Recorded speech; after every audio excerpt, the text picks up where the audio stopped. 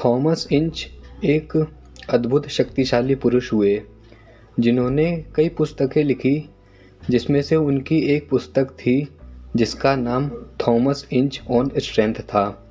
मैंने यही पुस्तक पढ़ी है और इसमें थॉमस इंच ने जो अपनी इस पुस्तक में बताया है वही मैं आपको इस वीडियो में बताने का प्रयास करूँगा। इस बुक से मैंने जो भी सीखा या फिर जो भी मैंने जानकारी प्राप्त करी है वो इस सीरीज़ में हम उसकी चर्चा करेंगे।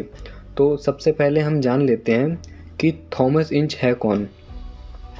थॉमस इंच एक शक्तिशाली पुरुष हैं जिसका जन्म 27 दिसंबर 1881 को ब्रिटेन में हुआ था। ऐसा कहा जाता है कि थॉमस इंच जो थे वह 19 साल की आयु के होते होते अद्भुत शक्तिशाली पुरुष बन गए थे। थॉमस इंच जो हैं यह सबसे अधिक प्रसिद्ध इस वजह से हुए क्योंकि इनकी जो पकड़ने की जो क्षमता थी, इनकी जो ग्रिप की जो स्ट्रेंथ थी वह बहुत ही अधिक थी और इनका एक विशेष प्रकार का डंबल था जिसको थॉमस इंच डंबल के नाम से जाना जाता है।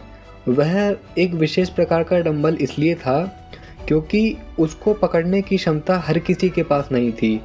जितने भी शक्तिशाली पुरुष रहे हों उनके पास अद्भुत ताकत रही हो, लेकिन उस समय शायद ही कोई ऐसा शक्तिशाली पुरुष रहा हो जो थॉमस इंच का जो डंबल है उसको उठाने में समर्थ रहा हो।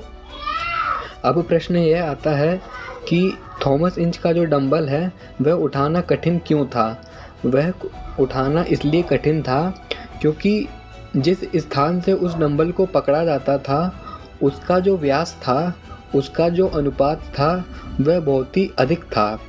अधिक अनुपात होने की वजह से वह डंबल हाथों से स्लिप होता था। जितनी बार उसको पकड़ने की कोशिश करी जाती थी उतनी बार ही वह बार बार हाथों से स्लिप होता था। इसलिए हर शक्तिशाली पुरुष के लिए ऐसा संभव नहीं था कि थॉमस इंच के डंबल को वह उठा सके। शक्तिशाली पुरुष तो बन गया है, उसके पास स्ट्रेंथ भी बहुत ज़्यादा है और ग्रिप की पावर भी ज़्यादा है, लेकिन शायद ही कोई ऐसा व्यक्ति होता था जिसकी ग्रिप की पावर इतनी अधिक हो कि वह उस थॉमस इंच के डंबल को उठा सके। समय बढ़ते बढ़ते कुछ ऐसा हुआ कि यह जो थॉमस इंच का जो ग्रिप डंबल है इसको आज के जो स्ट्रॉन्गमैन के जो कंपटीशन होते हैं उसमें भी शामिल किया गया और इसको एक बहुत ही ज़्यादा प्रसिद्धि के रूप में जाना जाने लगा। आज के जो भी शक्तिशाली पुरुष हैं वह इस डंबल को उठाने का प्रयास करते हैं। यह एक विशेष प्रकार का खेल बन गया है जिसमें इस बात की जांच की जाती है कि किसी अद्भुत शक्तिशाली पुरुष के पास ग्रिप की पावर कितनी है और इस ग्रिप की पावर को जांचने के लिए जो स्ट्रॉन्गमैन के जो कंपटीशन होते हैं उसमें थॉमस इंच का जो डंबल है उसको उठाने का प्रयास किया जाता है। आइए अब हम जानते हैं कि जो थॉमस इंच जो हैं उन्होंने इस पुस्तक में स्ट्रेंथ के बारे में कहा क्या है। शुरू से शुरू करते हैं और ताकत के बारे में कुछ जानने का प्रयास करेंगे। मैं हर पुस्तक इसलिए पढ़ता हूँ कि ताकत के बारे में, मांसपेशियों के बारे में, हमारी जो विल पावर है इसके बारे में अधिक से अधिक जानने का प्रयास किया जा सके, क्योंकि एक शक्तिशाली जो पुरुष होता है वही बता सकता है कि वास्तव में ताकत का स्रोत है क्या, ताकत वास्तव में आती कहाँ से है। हम जो व्यक्ति हैं जिनको जो भाई लोग जो जानते हैं उनको विशेष रूप से पता है कि ताकत का संबंध किस चीज़ से होता है, व्यायाम का संबंध किस चीज़ से होता है, अद्भुत शक्तिशाली शरीर प्राप्त करने के लिए किस तरह का व्यायाम किया जाता है।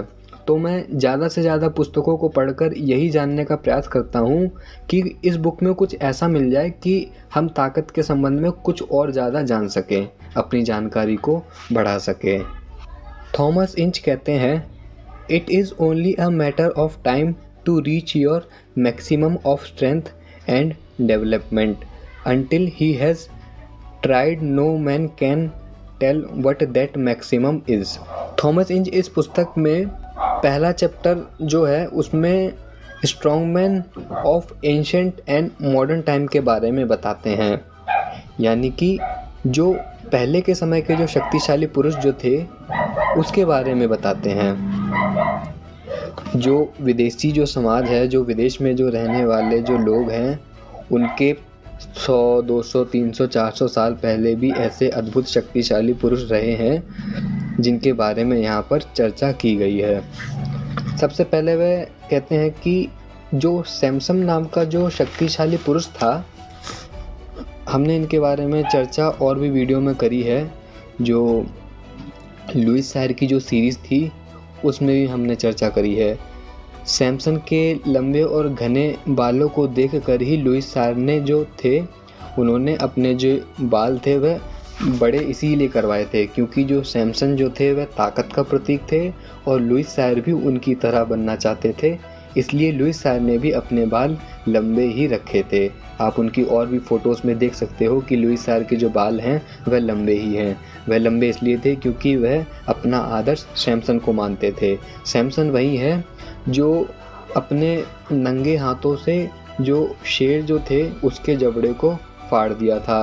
और एक कथा ऐसी आती है, एक कहानी ऐसी है जिसमें उनको बंदी बनाया गया था और जो पिलर्स जो थे उसके बीच में उनको जंजीरों से बांध दिया गया था और फिर उन्होंने वहाँ पर अपनी ताकत दिखाकर पिलर को भी गिराया था। तो यहाँ पर हल्का सा जिक्र थॉमस इंच ने सैमसन की ताकत के बारे में भी करा था। वह कहते हैं कि एक मिलो नाम का अद्भुत शक्तिशाली पुरुष था और वह ऐसा शक्तिशाली पुरुष था कि वह उसकी खुराक के बारे में बताते हैं। वह कहते हैं कि 15 पिंट शराब, ये जो 15 पिंट शराब है यह एक क्वांटिटी है शराब की, उसके साथ 20 पाउंड मांस प्लस एक साधारण व्यक्ति के भोजन के बराबर वह रोटी खा सकता था। इतना शक्तिशाली पुरुष था। और वह कहते हैं कि उसके भीतर ताकत भी बहुत ही अधिक थी। ताकत क्या थी और क्या कारनामे थे उसके बारे में थॉमस इंच ने नहीं बताया है, लेकिन थॉमस इंच कहते हैं कि इतना अधिक जो खाने वाला जो व्यक्ति है वह उस समय की बात है। आज के समय के हिसाब से हमें अपने रूटीन में चेंज करना चाहिए और ऐसा नहीं है कि हम बहुत ही कम खाएं या फिर ऐसा भी नहीं है कि हम बहुत ही अधिक खाएं। हमारे शरीर की जो आवश्यकता है उसके अनुसार हमें खाना चाहिए। यह तो जो मिलो नाम का जो शक्तिशाली पुरुष है ये तो बहुत समय पहले की बात है, इसलिए उसके खाने की खुराक इतनी अधिक थी। थॉमस इंच ने पहले के ज़माने के जो स्ट्रॉन्गमैन हैं उनके बारे में बहुत अधिक चर्चा नहीं करी है। जो भी उनकी नज़रों में थे, जिसके बारे में उनको जानकारी थी, उसके बारे में उन्होंने थोड़ा थोड़ा जिक्र किया है। वह कहते हैं कि थिस्लिया के पॉलीडामा, यह एक शक्तिशाली पुरुष का नाम है। थिस्लिया के पॉलीडामा, इसकी जो मसल स्ट्रेंथ थी ये बहुत ही ज़्यादा थी। वह कहते हैं कि यह शेर को मार डालता था। यह व्यक्ति इतना शक्तिशाली था कि यह शेर को भी मार डालता था। जैसे कि सैमसन जो अपने नंगे हाथों से शेर के जबड़े को फाड़ सकते थे, वैसे ही यह पॉलीडामा नाम का शक्तिशाली पुरुष था। अगला शक्तिशाली प्रदर्शन कहते हैं कि वह एक हाथ से रथ को पकड़ लेता था और फिर रथ में जो घोड़े जो लगे हुए होते थे वह आगे की तरफ बढ़ नहीं पाते थे। यह इतना शक्तिशाली पुरुष था कि एक हाथ से यदि रथ के पहिए को पकड़ ले तो फिर रथ आगे बढ़ ही नहीं पाता था। आगे वह कहते हैं कि यह बैल के जो खुर होते हैं, जो बैल होता है उसके खुर को पकड़ लेते थे और यदि उन्होंने अपनी ताकत लगा करके बैल के खुर को पकड़ लिया तो फिर बैल में ऐसा साहस नहीं होता था कि वह बैल अपने बल का प्रयोग करके उसके हाथ से छूटकर भाग सके। यह व्यक्ति इतना शक्तिशाली था। आगे कहते हैं कि यह जो पॉलीडामा नाम का शक्तिशाली पुरुष था, इसने फारस के राजा डोरियस के 3 सैनिकों को भी मार डाला था। वह एक और शक्तिशाली पुरुष के बारे में बताते हैं। वह कहते हैं कि रोमन सम्राट कैपस वेरस मैक्सिमिनस, यह एक शक्तिशाली पुरुष का नाम है जिसकी लंबाई 8 फुट से ज़्यादा थी और वह पत्थर को अपने हाथों के बल से ही चूर्ण कर सकता था, उसको मसल सकता था। आगे वह कहते हैं कि वह अपनी एक लात के प्रहार से घोड़े का जबड़ा तोड़ सकता था और अपने एक ही लात के प्रहार से जो घोड़े का जो पैर होता था उसको भी तोड़ सकता था। इतना शक्तिशाली पुरुष था। आगे लेखक कहते हैं कि पत्नी का जो कंगन होता है, जो हाथ में पहनने वाला जो कंगन होता है, वह कंगन उस 8 फुट के शक्तिशाली पुरुष के लिए अंगूठी का काम करता था। उसके हाथ का परिमाप इतना अधिक था कि पत्नी जिस आभूषण को अपने हाथों में पहनती थी वह उसको अपनी उंगली में पहन सकता था, एक अंगूठी की तरह। और वह कहते हैं उसके खाने की क्षमता थी 40 से 60 पाउंड मांस। वह जो व्यक्ति था कैपस वेरस मैक्सिमिनस, वह 40 से 60 पाउंड मांस खा सकता था, यह उसकी क्षमता थी। तो पहले के ज़माने के शक्तिशाली पुरुष कैसे हुआ करते थे और उनकी खाने की भी क्षमता कितनी अधिक थी, यह हम इस पुस्तक से जान सकते हैं। वह कहते हैं कि थॉमस टॉफाम नाम का एक शक्तिशाली पुरुष था।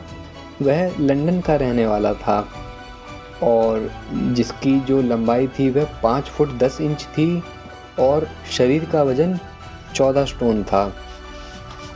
ये 14 स्टोन एक वजन मापने का एक तरीका था जिसका यूके में और आयरलैंड में अधिक प्रयोग किया जाता है। जैसे कि आज के समय में जैसे हम जो वेट मापते हैं वह केजी में मापते हैं, उसी तरीके से उस समय जो वेट मापा जाता था यूनाइटेड किंगडम में वह स्टोन के आधार पर मापा जाता था। एक स्टोन में 6 किलो 350 ग्राम होता है। तो जो थॉमस टॉफाम थे उनका वजन 14 स्टोन था, यानी कि 88 किलो था। वह भी अद्भुत शक्तिशाली पुरुष थे। वह कहते हैं उनके बारे में कि वह 1836 पाउंड यानी कि 832 किलो के वजन के जो पानी के जो पात्र होते हैं उसको वह उठा सकता था। और उठा किस तरीके से सकता था, जैसे कि जो हार्नेस जो लिफ्ट होती है उस तरीके से उठा सकता था। हार्नेस्ड लिफ्ट में ऐसा होता है कि हम एक ऊंचे स्थान पर खड़े हो जाते हैं और नीचे जो भार होता है उसको रख दिया जाता है और उसको रस्सी से बांध करके हमारे जो कंधे हैं और पीठ की तरफ से उस रस्सी को बांध दिया जाता है। फिर हम उसको अपनी जांघों के बल से उठाने का प्रयास करते हैं। इसको हम हार्नेस लिफ्ट बोलते हैं। वह कहते हैं कि थॉमस टॉफाम इतने शक्तिशाली थे कि वे 6 फीट लंबी मेज को अपने दांतों के बल से ही उठा लिया करते थे। वे अपने हाथों से और गर्दन से ही सरिया मोड़ दिया करते थे।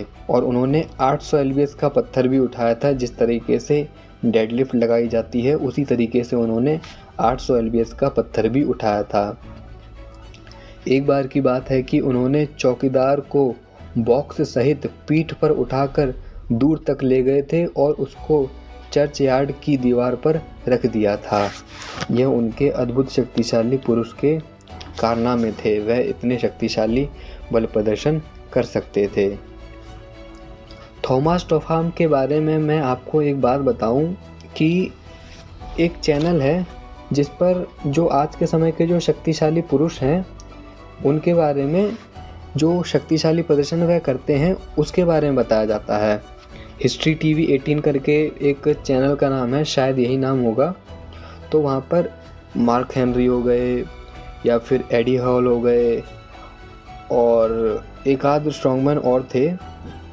तो वहाँ पर शक्तिशाली बल प्रदर्शन के बारे में चर्चा हो रही थी और वहाँ पर जिस स्थान पर वह थे वहाँ पर थॉमस टॉफाम नाम के शक्तिशाली पुरुष बहुत ही प्रसिद्ध थे, जिसके बारे में मैं आपको आज बता रहा हूँ।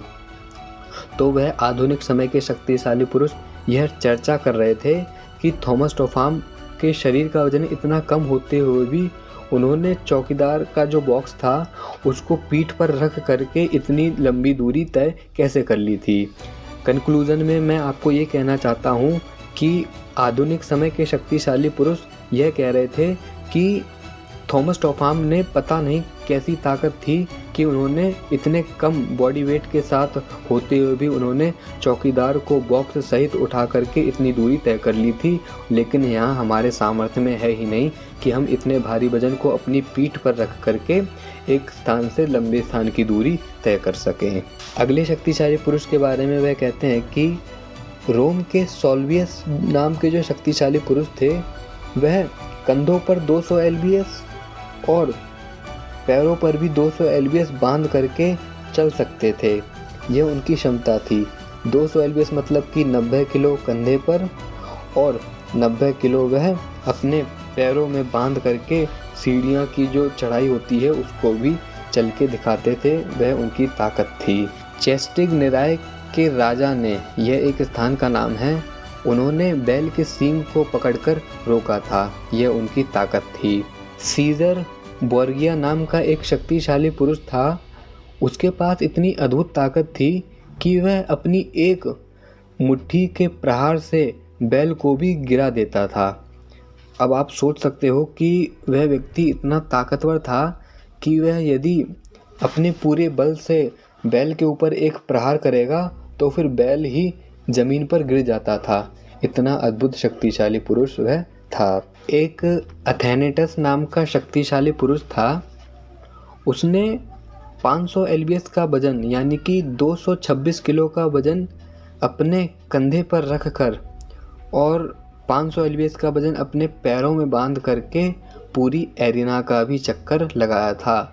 यह पुराने समय के, एंशिएंट समय के जो शक्तिशाली पुरुष हैं, इसके बारे में यहाँ पर थॉमस इंच बता रहे हैं।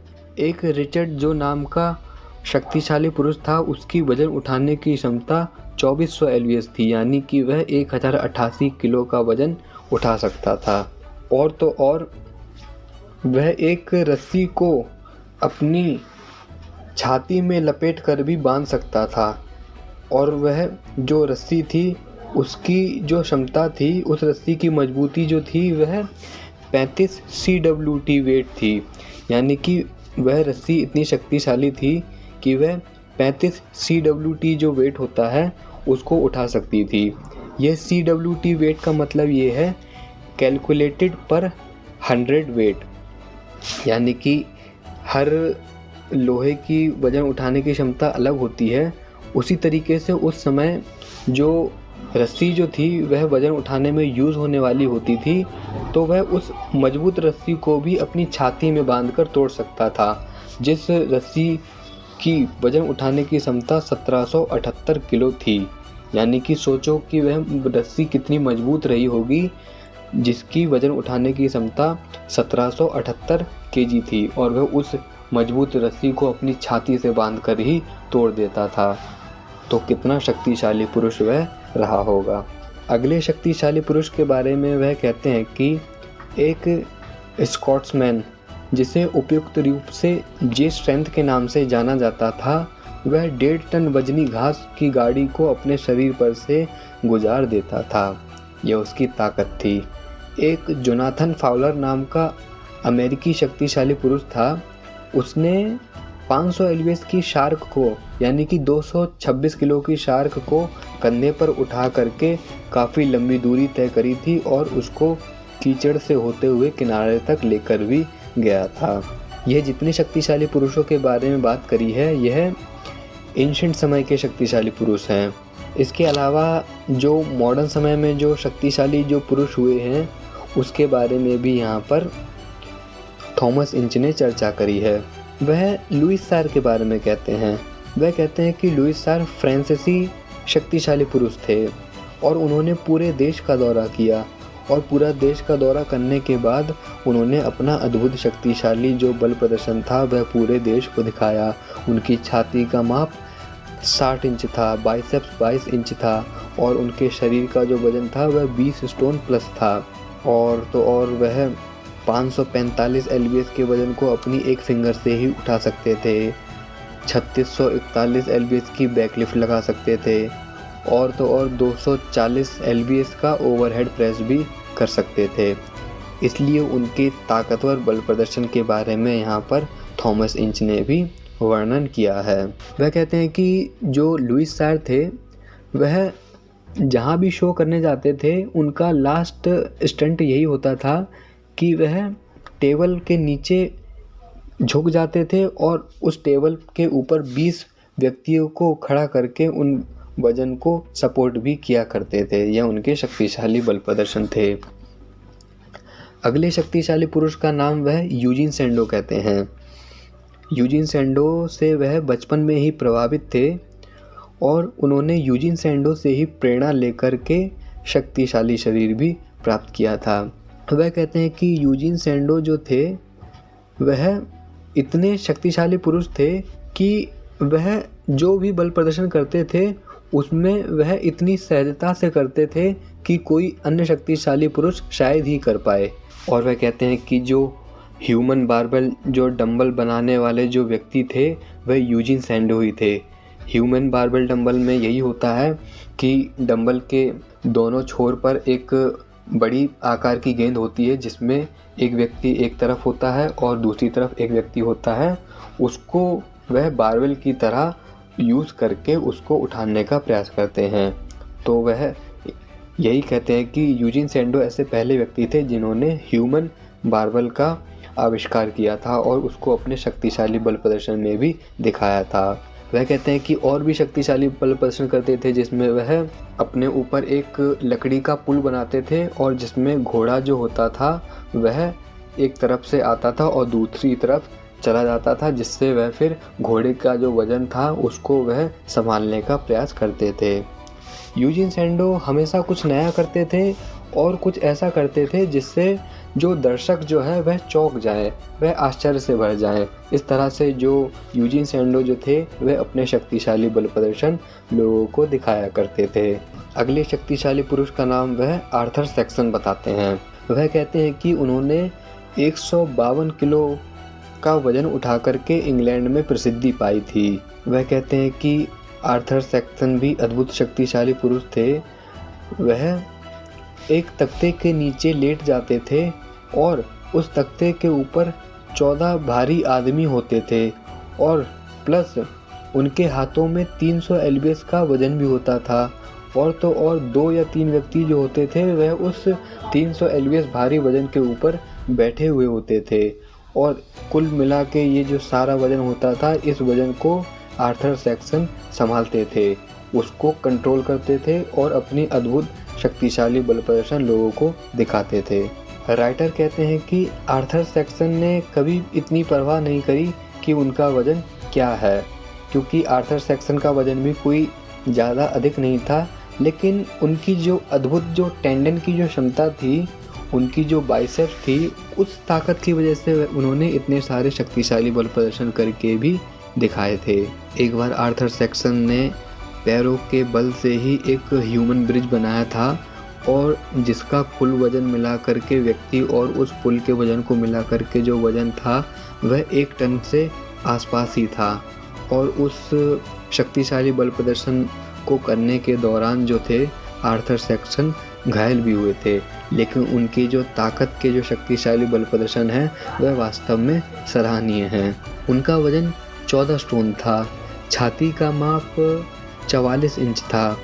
आर्थर सैक्सन की जो बाइसेप्स थी वह 17 इंच थी, फोरआर्म्स जो थी वह 14 इंच थी, थाई का माप 24 इंच था और उनकी जो रिस्ट थी वह 9 इंच से थोड़ी सी कम थी।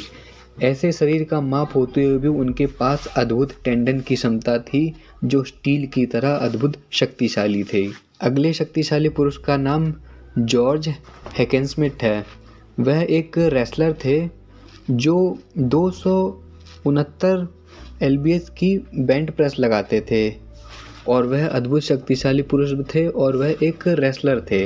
अगले शक्तिशाली पुरुष का नाम है कार्ल स्वाबोडा। उनका जो वज़न था वह 22 से 23 स्टोन था और वह 2 हाथों से प्रेस लगाते थे, जिसमें वह 352 एलबीएस यानी कि 159 किलो का यूज़ करते थे। 2 आर्म जर्क को वह 402 एलबीएस के साथ अंजाम देते थे। अगले शक्तिशाली पुरुष के बारे में वह कहते हैं कि जो हरमन गॉर्नर हैं वह भी शक्तिशाली पुरुष हैं।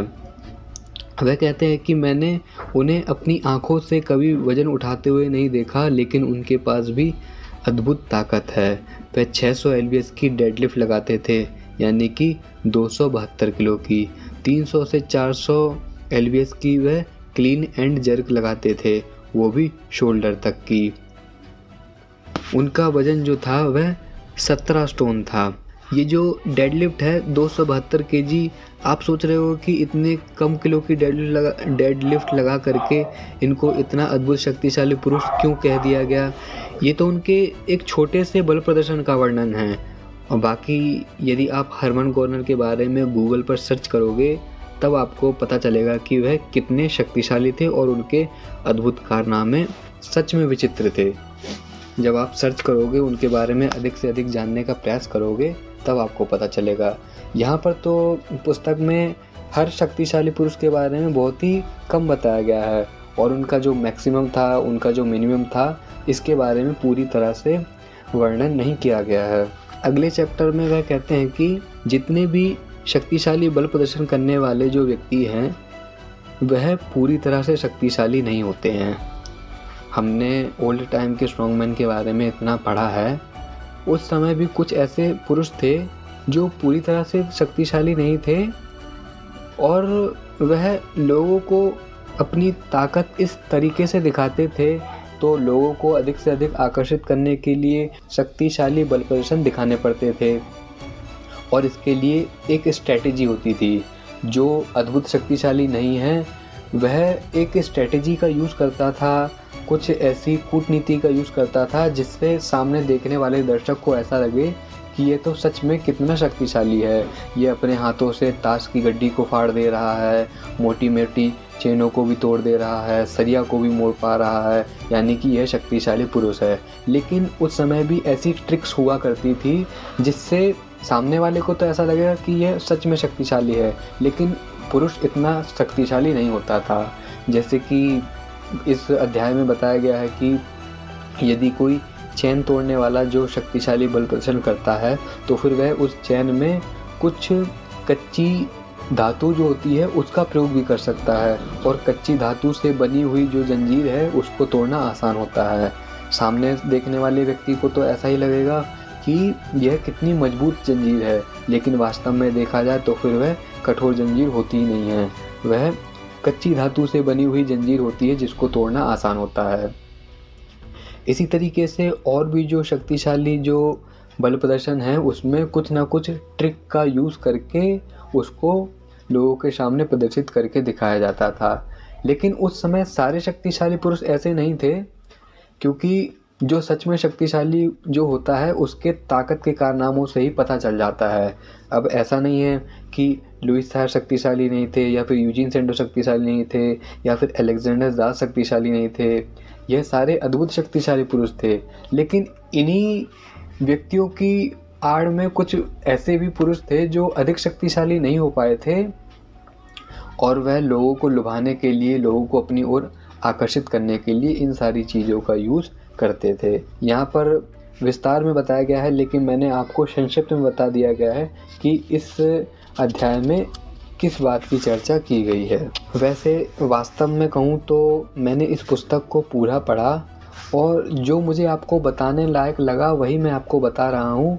जो बताने लायक नहीं है उसमें मैं समय व्यर्थ नहीं करूँगा, इसलिए जो भी मुझे महत्वपूर्ण लगेगा वही मैं आपको यहाँ पर बताऊँगा। आगे के अध्याय में थॉमस इंच ने मेंटल एफिशिएंसी के बारे में बताया है, ब्रीथिंग के बारे में बताया है, डाइट के बारे में बताया है और तो और उनके जो इक्विपमेंट थे, यानी कि स्पीड वर्कर हो गया या फिर चेस्ट डेवलपर हो गया, उनके जो उपकरण थे उसके बारे में उन्होंने बताया है।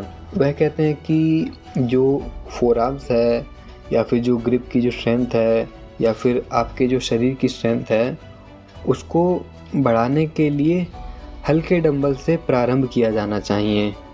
पहले आप हल्के डंबल का यूज़ कीजिए अपनी स्ट्रेंथ बढ़ाने के लिए, फिर धीरे धीरे उसमें वज़न को इंक्लूड करते जाइए। आपको यदि छाती का माप बढ़ाना है तो फिर जो चेस्ट एक्सपेंडर नाम का जो उपकरण है उसका यूज़ कीजिए। यह उनके द्वारा बनाए गए जो उपकरण थे उसके बारे में उन्होंने यहाँ पर बताया है। कुल मिलाकर मैं आपको कहना ये चाहता हूँ कि इस बुक में भी मुझे उतना अधिक आपको बताने लायक कुछ मिला नहीं। इस वजह से जो भी मुझे इसमें बताने लायक मिला है वो मैं यहाँ आपको बता रहा हूँ। मैंने ये पुस्तक इसलिए पढ़ी थी क्योंकि पुस्तक का नाम था थॉमस इंच ऑन स्ट्रेंथ, यानी कि थॉमस इंच इस पुस्तक में ताकत के बारे में बताएंगे। मैंने पूरी पुस्तक पढ़ी लेकिन मुझे ताकत के बारे में इतना कुछ खास मिला नहीं, इसलिए मैं इस बुक से थोड़ा सा नाखुश हूँ। बाकी जो भी मुझे पता चला है वो मैं यहाँ आपको बता रहा हूँ, क्योंकि पुस्तक पढ़ के मैंने समय जो अपना लगाया है और उसकी जो मैंने फिर किताबों में उसको जो लिखा है उसकी जो एडिटिंग करूँगा उसका फल प्राप्त हो, इस वजह से मैंने यह जो वीडियो है यहाँ आपको बता रहा हूँ। इसी पुस्तक में एक अध्याय आता है सेल्फ रेजिस्टेंस एक्सरसाइज। इस एक्सरसाइज का मतलब ये है अपने शरीर के अंगों का ही यूज़ करके हम प्रतिरोध पैदा करते हैं और फिर जो अपने शरीर का जो विकास है उसको करते हैं। जैसे कि किसी को काफ की जो मसल्स है उसका विस्तार करना है, उसकी क्षमता को बढ़ाना है, तो फिर जो एक एक्सरसाइज होती है जिसमें हम अपने पैरों के पंजों के बल ऊपर नीचे होते हैं, जिस वजह से फिर हमारी काफ की जो मसल्स है उस पर प्रभाव पड़ता है और वह मजबूत बनती है। अब जैसे कि हमारी थाई की जो मसल्स है उसको यदि शक्तिशाली बनाना है तो फिर यहाँ पर उन्होंने स्क्वाट करने के लिए कहा है। यानी कि जो सेल्फ रेजिस्टेंस की जो एक्सरसाइज है वह यही है कि अपने ही शरीर का यूज़ करके हमको अपने शरीर का विकास करना है, मैक्सिमम स्ट्रेंथ का यूज़ करना है। एक अध्याय है जिसका नाम आर्ट ऑफ फुल कॉन्ट्रैक्शन है। आर्ट ऑफ फुल कॉन्ट्रैक्शन ये हमारे व्यायाम से संबंधित है, इससे हम थोड़ा अपने व्यायाम से समझ सकते हैं। जैसे कि हम जो व्यायाम करते हैं, जो प्राकृतिक जो व्यायाम है उसमें हम जो राम मूर्ति दंड और बैठक लगाते हैं उसमें हम अपनी फुल कॉन्ट्रैक्शन का यूज़ करते हैं। यानी कि हम अपनी अधिक से अधिक मांसपेशियों को सिकोड़ने की क्षमता का विकास करते हैं। यदि हमने अपने हाथों को मजबूती से मुट्ठी को बांध रखा है तो फिर हम उसमें अधिक से अधिक बल लगाने का प्रयास करते हैं ताकि जो हमारी जो मांसपेशियां हैं उन पर उभार आ सके। यही फुल कॉन्ट्रैक्शन होता है। यानी कि हमारी जो हाथ की जो सारी मसल्स हैं उसको इस तरीके से यूज़ में लाया जाए कि वह सारी जो है वह यूज़ में आ सके, उनका फुल कॉन्ट्रैक्शन हो सके, उनके बीच खिंचाव हो सके। तो यही यहाँ पर राइटर बताना चाहते हैं कि आर्ट ऑफ जो फुल कॉन्ट्रैक्शन है उसमें हम अपने शरीर के अंगों का यूज़ करके अपने आंतरिक जो शक्ति है, जो हमारे अंदर से ताकत लगाने की जो क्षमता है उसका यूज़ करते हैं और फिर जो हमको जो फल प्राप्त होते हैं वह सकारात्मक प्रभाव प्राप्त होते हैं। हमारी ताकत में वृद्धि होती है और शरीर के साइज़ में भी वृद्धि होती है। वह फुल कॉन्ट्रैक्शन के बारे में कहते हैं कि मेरी खोज का मतलब है अगर तेज विकास चाहिए तो एक व्यक्ति को मांसपेशी को पूरी तरह से सिकोड़ना चाहिए। ये फुल कॉन्ट्रैक्शन की बात आ गई है कि यदि आपको ताकत चाहिए और तेज़ी से विकास चाहिए तो फिर आप जो है वह फुल कॉन्ट्रैक्शन करो। और फुल कॉन्ट्रैक्शन के लिए उन्होंने एक उपकरण दे दिया, जैसे कि चेस्ट एक्सपेंडर हो गया या फिर बाइसेप्स की एक्सरसाइज हो गई या फिर बारबल की एक्सरसाइज हो गई। क्योंकि हमारे लिए फुल कॉन्ट्रैक्शन का मतलब ये है कि हम बिना किसी उपकरण का यूज़ करके अपनी ही आंतरिक शक्ति का यूज़ करके अंदरूनी बल लगा करके अपनी मांसपेशियों की क्षमता को बढ़ाएं। लेकिन यहाँ पर राइटर ये कहते हैं कि फुल कॉन्ट्रैक्शन का यूज़ करना है। फुल कॉन्ट्रैक्शन का मतलब ये है कि हमको अपनी मांसपेशियों को पूरी तरह से सिकोड़ना है, लेकिन सिकोड़ने के लिए हमें यहाँ पर उपकरण का यूज़ करना है। तो यह इस अध्याय में बताया गया था कि आर्ट ऑफ फुल कॉन्ट्रैक्शन क्या है। आगे के कुछ अध्याय में उन्होंने बाइसेप्स के लिए एक्सरसाइज बताई, ट्राइसेप्स के लिए एक्सरसाइज बताई, एब्डोमिनल्स के लिए एक्सरसाइज बताई। जैसे कि जो बाइसेप्स की एक्सरसाइज में हमने देखा था कि यूजीन सेंडो किस तरह से ग्रिप डंबल का यूज़ करके बाइसेप्स की जो एक्सरसाइज करते हैं या फिर ट्राइसेप्स की जो एक्सरसाइज करते हैं, उसके बारे में यहाँ पर थोड़ा बहुत संक्षिप्त रूप में बताया गया था, वो मैंने यहाँ आपको बता दिया। चैप्टर 12 में स्ट्रेंथ हाउ डेवलप्ड, इसके बारे में वे बताते हैं। तो इसके बारे में वह कहते हैं कि आपको जो ताकत चाहिए उसका सीधा सा सूत्र यही है कि हार्ड वर्क, आपको हार्ड वर्क करना ही होगा। जैसे कि थॉमस इंच शक्तिशाली बने, यूजीन सेंडो शक्तिशाली बने, लुइस सार शक्तिशाली बने। ये शक्तिशाली इसलिए बने क्योंकि इन्होंने हार्ड वर्क करा, उन्होंने व्यायाम करा। तो व्यायाम भी एक हार्ड वर्क ही है। आप अपने शरीर को रोज़ 1 घंटा 1.5 घंटा दे रहे हो तो फिर यह हार्ड वर्क ही है। आपके मन में यदि इच्छा है कि मुझको शक्तिशाली पुरुष बनना है और उसके दौरान आप डंबल उठा रहे हो या फिर सेल्फ रेजिस्टेंस की एक्सरसाइज कर रहे हो या फिर आइसोमेट्रिक एक्सरसाइज कर रहे हो, यह सारा हार्ड वर्क में ही आता है। तो उन्होंने 100 बात की एक बात यही कह दी कि यदि आपको ताकत विकसित करनी है, शरीर की क्षमता बढ़ानी है, तो फिर हार्ड वर्क करो। हार्ड वर्क में आपको वज़न उठाना है, लेकिन वज़न एक बार में ही नहीं उठाना है, बल्कि आपको धीरे धीरे अपनी क्षमता को बढ़ाते हुए वज़न बढ़ाना है। राइटर का यहाँ पर ऐसा कहना भी ठीक है कि यदि आपको ताकत चाहिए तो फिर हार्ड वर्क तो करना होगा। अब हार्ड वर्क के लिए एक्सरसाइज के जो इतने सिस्टम हैं, इसमें से आप किसी भी सिस्टम का यूज़ कर सकते हो। जैसे कि राइटर जो थे उन्होंने तो अपने उपकरण बनाए, चेस्ट एक्सपेंडर हो गया या फिर कोई और एक्सरसाइज हो गई, उसके द्वारा उन्होंने लोगों का मार्गदर्शन करा और उनको बताया कि ताकत किस तरह से प्राप्त होती है। ताकत इस तरीके से भी प्राप्त हो सकती है कि आप डंबल का यूज़ कर रहे हो, बारबल का यूज़ कर रहे हो और आप ताकत धीरे धीरे प्राप्त कर रहे हो। दूसरी तरीके से भी आप ताकत प्राप्त कर सकते हो और वह ये है कि हम अपने ही शरीर का यूज़ करके अपनी क्षमता को बढ़ाएं, अपनी मांसपेशियों की क्षमता को अधिक से अधिक करें। दोनों की ताकत होती एक ही है, लेकिन इससे जो प्राप्त होने वाले जो परिणाम होते हैं वह अलग होते हैं। यह बात आप समझ सकते हो। इसलिए उपकरण से प्राप्त होने वाली ताकत सीमित होती है, लेकिन मन की शक्ति का यूज़ करके हम अपने ही शरीर का यूज़ जब करते हैं तो उससे प्राप्त होने वाली ताकत असीमित होती है, उसकी क्षमता बहुत ही अधिक होती है। उस समय के जितने भी स्ट्रॉन्गमैन थे, उन्होंने अधिक से अधिक प्रसिद्धि प्राप्त करने के लिए अपने अपने सिस्टमों का आविष्कार करा। इसी तरीके से थॉमस इंच ने भी अपने सिस्टम का आविष्कार करा, अलेक्जेंडर जाज ने भी अपने सिस्टम को बनाया, यूजीन सैंडो ने भी अपने सिस्टम को बनाया। क्योंकि जैसे आज के समय के जो सुपरस्टार हैं, इनकी फ़ैन फॉलोइंग है।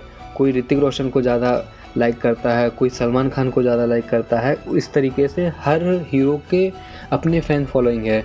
उसी तरीके से उस समय के जो स्ट्रॉन्गमैन थे, उन सारे स्ट्रॉन्गमैन की अपनी फ़ैन फॉलोइंग थी और जो व्यक्ति अपने स्ट्रॉन्गमैन को ज़्यादा मानता था वह उसके सिस्टम का यूज़ करता था अपने शरीर को शक्तिशाली बनाने के लिए।